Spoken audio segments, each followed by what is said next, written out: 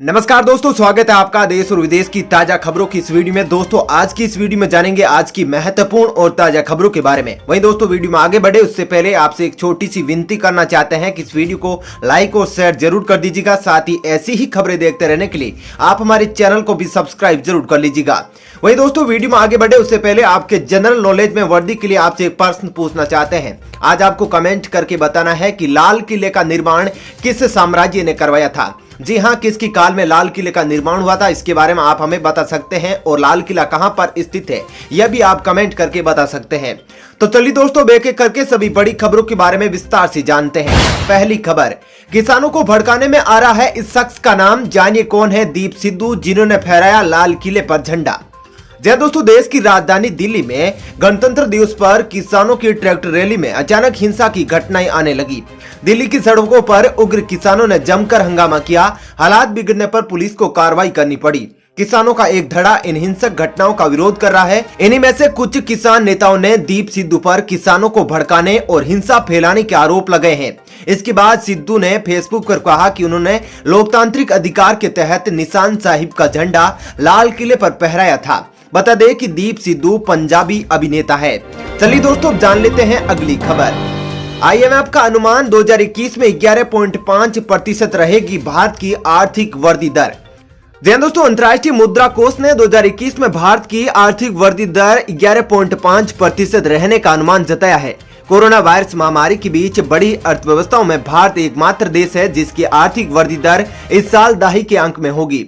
IMF ने मंगलवार को जारी अपने ताजा विश्व आर्थिक परिदृश्य में वृद्धि का अनुमान जताया है। यह अर्थव्यवस्था में तेजी से पुनरुद्धार को बताता है। वर्ष 2020 में महामारी के कारण इसमें 8% की गिरावट का अनुमान है। चलिए दोस्तों जान लेते हैं अगली खबर। दिल्ली में किसानों के प्रदर्शन के बाद हरियाणा में भी जारी हुआ हाई अलर्ट। 3 जिलों में बंद की गई मोबाइल इंटरनेट सेवा। जी दोस्तों, 26 जनवरी दिल्ली में किसानों का प्रदर्शन हिंसक होने के बाद हरियाणा में मंगलवार को हाई अलर्ट जारी कर दिया गया था और राज्य के 3 जिलों सोनीपत, झज्जर और पलवल में बुधवार शाम 5 बजे तक इंटरनेट मोबाइल सेवा बाधित की गई थी। वहीं राष्ट्रीय राजधानी में घटनाक्रम के बाद हरियाणा के मुख्यमंत्री मनोहर लाल खट्टर ने अपनी कैबिनेट की एक विशेष बैठक की और सभी किसानों से अपने घर लौटने की अपील की है। खट्टर ने कहा कि समय की जरूरत है कि सब मिलकर असामाजिक तत्वों के षड्यंत्रों को परास्त करें। चलिए दोस्तों जान लेते हैं अगली खबर। किसान आंदोलन में हिंसा के बाद गृह मंत्री अमित शाह के घर चली 2 घंटे आपातकालीन बैठक, लिए गई ये निर्णय। जी दोस्तों, दिल्ली में गणतंत्र दिवस जैसे मौके पर मंगलवार को किसानों के हिंसक प्रदर्शन और लाल किले पर धार्मिक झंडा फहराए जाने की घटना को गृह मंत्रालय ने बेहद गंभीरता से लिया है। गृह मंत्री अमित शाह ने अपने आवास पर आपात बैठक बुलाकर राजधानी में अतिरिक्त सुरक्षा बलों की तैनाती के निर्देश दिए हैं। सभी धरोहरों और संवेदनशील स्थानों पर अतिरिक्त सुरक्षा बलों की तैनाती होगी। वहीं राजधानी में हिंसा के जिम्मेदार लोगों की पहचान कर उनके खिलाफ कानूनी कार्रवाई के भी निर्देश दिल्ली पुलिस के द्वारा जारी किए गए हैं। राजधानी में मंगलवार को किसानों के ट्रैक्टर परेड के हिंसक रूप अख्तियार कर लेने और कई लोगों पर पुलिस से झड़प की घटना को गंभीरता से लेते हुए गृह मंत्री अमित शाह ने मंत्रालय व दिल्ली पुलिस के आला अफसरों से बैठक बुलाई है। बैठक में राजधानी में सुरक्षा व्यवस्था की समीक्षा की गई। वहीं खुफिया एजेंसियों के अधिकारियों ने उन्हें इस बात की सूचना भी दी थी। चलिए दोस्तों जान लेते हैं अगली खबर। टिकटॉक और यूसी ब्राउजर समेत 59 चाइनीज ऐप को बड़ा झटका, हमेशा के लिए हुए बैन। जी दोस्तों, भारत सरकार ने टिकटॉक समेत 59 चाइनीज ऐप पर स्थायी रूप से बैन लगाने का फैसला किया है। इस संबंध में इलेक्ट्रॉनिक एवं सूचना प्रौद्योगिकी मंत्रालय ने इन ऐप्स को नोटिस भी जारी किया है। मीडिया रिपोर्ट्स के मुताबिक एक अधिकारी ने कहा, सरकार इन कंपनियों द्वारा दी गई प्रतिक्रिया स्पष्टीकरण से संतुष्ट नहीं है, इसलिए इन 59 ऐप्स पर अब स्थायी प्रतिबंध है। बता दें कि चीन के साथ मुठभेड़ के बाद भारत सरकार ने पिछले साल जून में इन चाइनीज ऐप पर बैन लगाया था। भारत ने कहा था कि इन ऐप से देश की संप्रभुता, अखंडता और सुरक्षा को खतरा है। चलिए दोस्तों जान लेते हैं अगली खबर। गेम खेलने वालों के लिए बड़ी खुशखबरी, फौजी गेम हुआ लॉन्च। जानिए कैसे कर सकते हैं आप डाउनलोड। जी दोस्तों, फौजी यानी fearless and United guards launch हो चुका है। इस मोबाइल गेम को एनकोर गेमिंग नाम की एक भारतीय कंपनी ने तैयार किया है और इसे अक्षय कुमार प्रमोट कर रहे हैं। अब इस गेम को गूगल प्ले पर डाउनलोड किया जा सकता है। बॉलीवुड एक्टर अक्षय कुमार ने गेम डाउनलोड की लिंक शेयर की है और साथ ही ट्विटर पर इस गेम से जुड़ा एक नया वीडियो भी शेयर किया है। चलिए दोस्तों जान लेते हैं अगली खबर। लाल किले के पास फंसे थे 200 बच्चों समेत कलाकार, दिल्ली पुलिस ने किया रेस्क्यू। जी हां दोस्तों, गणतंत्र दिवस परेड में शामिल बच्चे समेत करीब 200 कलाकार मंगलवार को लाल किले के पास उस समय फंस गए जब ट्रैक्टर परेड में शामिल किसान हिंसक हो गए और अवरोधकों को तोड़ते हुए प्रदर्शनकारी मुगल स्मारक में घुस गए। बाद में दिल्ली पुलिस के जवानों ने उन्हें वहां से सुरक्षित निकाला। एक वरिष्ठ अधिकारी ने बताया कि दोपहर में करीब 2 घंटे तक फंसे रहने के बाद उन्हें दिल्ली पुलिस के जवानों ने सुरक्षित बचा लिया। उन्हें नाश्ता दिया गया और सुरक्षित वहां से निकाला गया है। चलिए दोस्तों, अब जान लेते हैं अगली खबर। पेट्रोल के दाम में वृद्धि जारी, 101 रुपए के पार पहुंचा दाम। जानिए क्या है आज की ताजा रेट। जी दोस्तों, पेट्रोल डीजल की कीमतें हर रोज महंगाई के नए शिखर पर पहुंच रही है। इसका खामियाजा आम जनता को भुगतना पड़ रहा है। दिल्ली में पेट्रोल 86 रुपए के पार जा चुका है, वहीं मुंबई में पेट्रोल 93 रुपए के करीब पहुंच चुका है। कोलकाता में डीजल 80 रुपए को पार कर लिया है। वहीं दिल्ली में रोजाना पेट्रोल की कीमतें ऑल टाइम हाई का अपना ही रिकॉर्ड ध्वस्त कर रही है। दिल्ली में डीजल भी अगले 1-2 दिनों में 77 रुपए के पार हो जाएगा। बता दें कि देश के 4 महानगरों के मुकाबले राजस्थान के श्री गंगानगर में पेट्रोल सबसे ज्यादा महंगा मिल रहा है। यहाँ सामान्य पेट्रोल का भाव आईओसी की वेबसाइट के मुताबिक 98.40 रुपए प्रति लीटर है, जबकि एक्स्ट्रा प्रीमियम पेट्रोल की रेट 101.15 रुपए प्रति लीटर पर पहुंच चुकी है।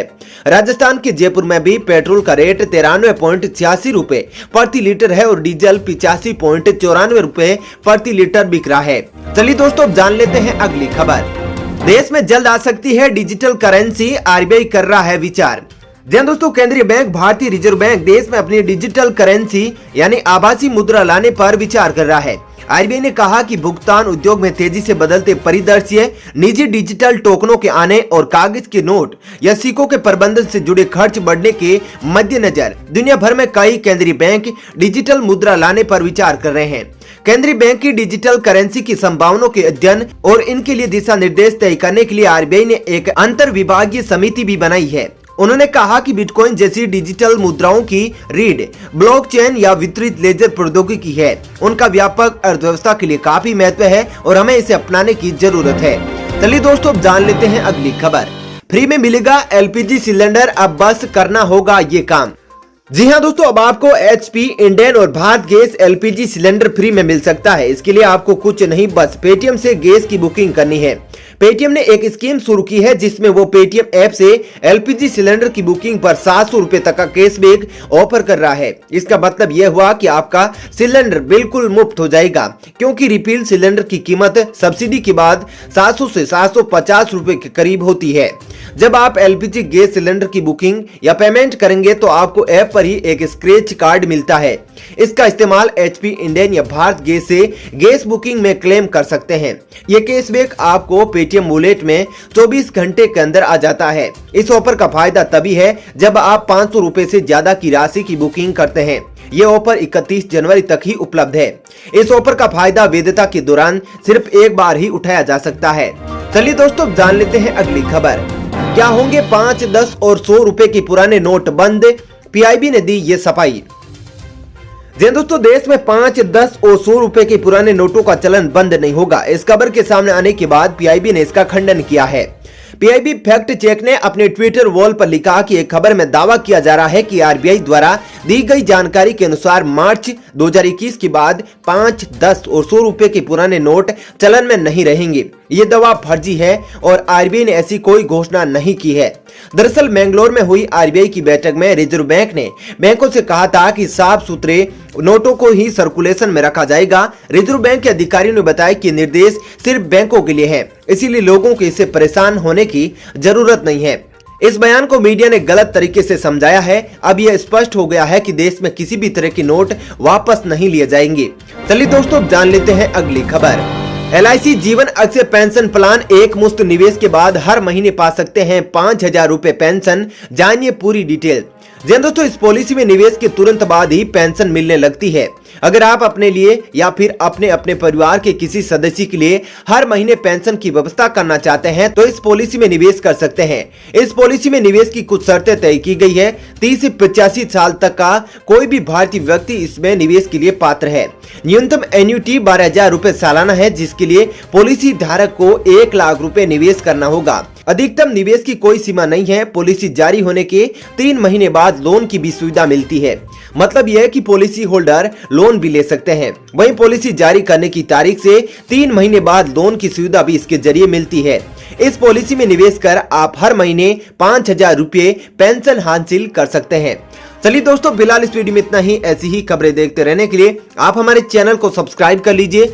साथ ही यदि आप भी हमारी मेहनत को सपोर्ट करना चाहते हैं तो इस वीडियो को लाइक और शेयर जरूर कीजिएगा। धन्यवाद।